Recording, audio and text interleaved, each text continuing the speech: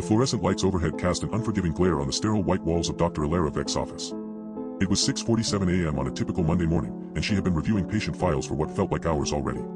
Her gaze drifted from the screen to the clock and back again, her eyes squinting against the harsh light.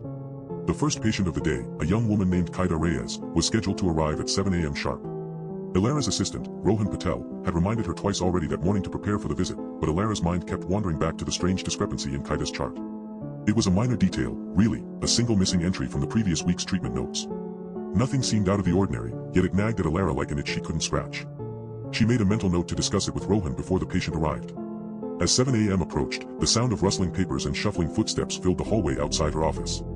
The door opened with a gentle creak, and Kaida Reyes entered on time, looking pale but composed. Elara stood up from behind her desk to greet Kaida, her eyes locking onto the young woman's face. For an instant, she felt a jolt of disconnection, as if she were observing Kaida through a lens that was slightly out of focus. It vanished almost immediately, leaving Elara wondering if it had been just a trick of the light. The examination proceeded with the usual routine, but Elara couldn't shake off the feeling that something was amiss. As they concluded and Kaida departed to her next appointment, Rohan's voice interrupted her reverie. "Dr. Vex, I need you to take a look at this."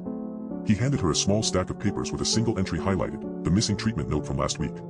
Elara's eyes scanned the text, her mind racing as she realized that Kaida wasn't the only patient whose records showed inexplicable gaps. As the morning progressed, more discrepancies began to surface, patients who couldn't recall their own appointments or medications, charts with seemingly unrelated information inserted haphazardly. It was as if something had quietly taken up residence within the hospital systems, manipulating data and altering reality in ways both subtle and profound. And Elara Vex found herself trapped at its center.